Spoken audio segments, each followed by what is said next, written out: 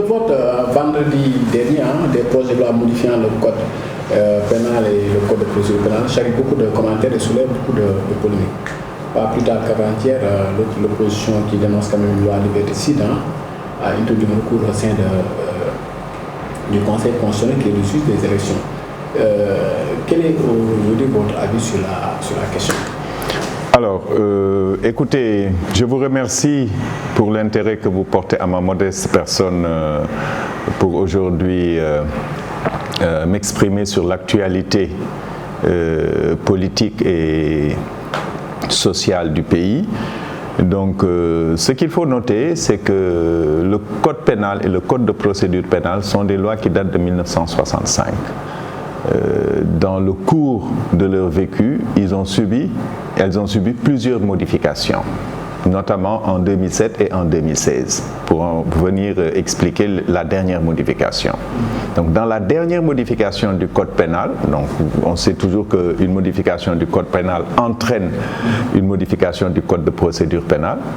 Donc, dans la dernière mouture, dans la dernière modification du code pénal, il faut noter que il y a 3 points qui portent à controverse, en tout cas qui ont interpellé l'opinion publique. Donc le premier point, c'est l'article 45.1-1. Le deuxième point, c'est l'article 238. Et le dernier point, c'est l'article 279-1. Que dit l'article 45-1? L'article 45-1 vient introduire la notion de responsabilité de la personne morale. Donc avant, on disait que nul n'est responsable que de son propre fait. Aujourd'hui, l'article 45-1 nous dit que lorsqu'une personne appartenant à une organisation, donc une personne morale, une personne physique appartenant à une organisation, lorsqu'elle commet des crimes ou délits pour le compte de son organisation, l'organisation en sera tenue responsable. Je pense que c'est d'une logique qui tombe sous le sens. Lorsque vous faites partie, vous en tant que journaliste, si vous commettez un délit ou un crime pour le compte de votre organe de presse, vous engagez forcément la responsabilité de cet organe. Donc je ne vois pas pourquoi cet article poserait problème, pourquoi ça porterait à controverse. Deuxième problème au niveau de l'article 238. L'article 238-1 redéfinit la notion d'association de malfaiteurs.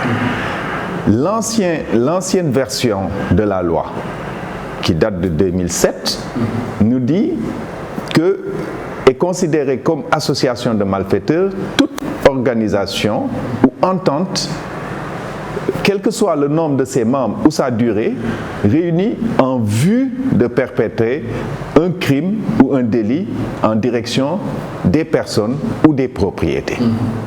La nouvelle mouture vient et enlève les notions de personne et de propriété. Donc ça ouvre le champ. Ça veut dire qu'aujourd'hui, une entité, une organisation ou entité constituée en vue de commettre un délit ou un acte en direction de l'État, d'une organisation internationale, etc., peut être considérée comme association de malfaiteurs. Je pense que c'est tout à fait normal comme type de réforme. Dernière chose, c'est l'article 279-1 qui redéfinit le concept en fait, qui ne le redéfinit même pas, qui définit le concept d'acte terroriste et assimilé. Donc, que dit cet article? Cet article, dans son chapeau, définit ce qu'est un acte terroriste. Si vous faites une lecture comparée entre la modification du code pénal de 2021 et la modification du code pénal de 2007, le chapeau est exactement les mêmes. Ce sont les mêmes mots. Il n'y a pas un seul mot qui change. Ce qui a changé entre les deux versions, c'est que dans l'ancienne version, on avait 12 alinéas qui définissaient les actes terroristes, et dans la nouvelle version, on a 16 alinéas. Les nouveaux alinéas qui viennent modifier l'ancienne version concernent le transport d'armes chimiques, concernent le financement du terrorisme, concernent comment on appelle ça, les atteintes à la défense publique. Okay. Donc l'alinéa 2 qui dit que les mouvements qui parle des mouvements insurrectionnels et que l'opposition a mis en face de l'opinion pour leur dire voilà ce que le président Macky Sall veut utiliser pour considérer les manifestants politiques comme des terroristes, était là depuis 2007 et n'a jamais bougé. Mais d'accord, mais Camille, il faut reconnaître que certaines dispositions de cette loi prêtent beaucoup à confusion. Et le contexte également, il est pour beaucoup si les gens se sont... Parce que la modification de cette loi intervient au lendemain des événements c'est justement pas vrai. C'est justement pas vrai. Les gens veulent le contextualiser par rapport aux événements du mois de mars. Cette loi est dans le circuit d'approbation avant les événements du mois de mars. Une loi, on ne l'écrit pas en 2 jours. Une loi, quand on modifie un code au Sénégal, on s'adresse d'abord aux experts du droit, de la chose juridique, qui vont donner leur avis. On s'adresse aux pénalistes, on s'adresse aux constitutionnalistes. Ensuite, la loi vient au niveau administratif, échelle ministère. Elle est relue pour lui donner la forme d'écriture administrative. Ensuite, elle va au niveau interministériel pour coordination.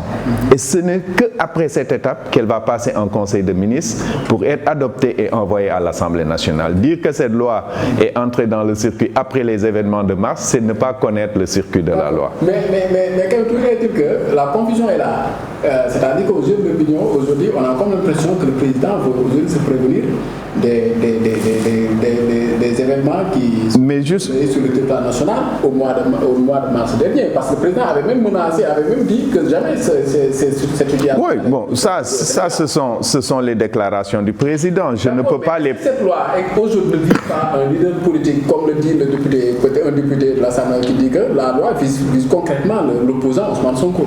Moi, je ne pense pas que la loi vise une personne. De toute façon, une loi ne peut pas viser une personne. Une loi, elle est par nature impersonnelle et de portée générale. Donc elle ne peut pas viser une personne.